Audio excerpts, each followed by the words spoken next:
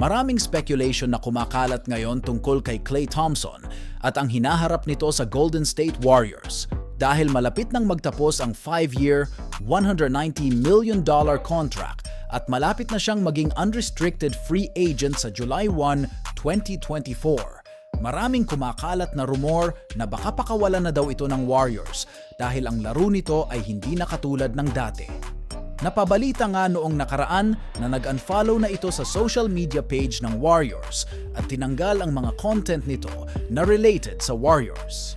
Ito ang usap-usapan sa social media ngayon na balak nang umalis dito ni Klay Thompson.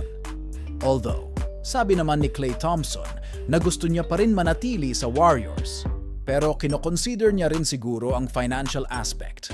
Sinabi ng Warriors na nagbigay sila ng offer kay Klay ng 2-year extension worth approximately $48 million. Pero tinanggihan ito ni Thompson, kaya ang negotiation dito ay malabo pa din.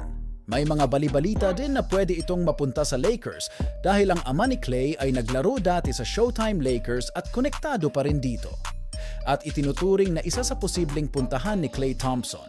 Pwede rin sa Orlando Magic. May mga report din na lumalabas na isa ito sa mga team na pwedeng pagbagsakan ni Thompson at magabayan ang mga young player ng team tulad nila Paolo Banchero at Franz Wagner.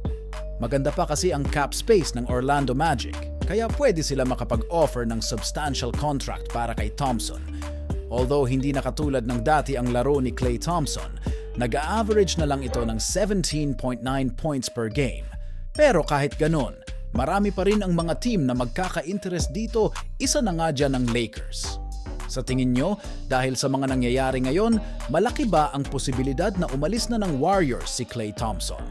Let me know in the comment section.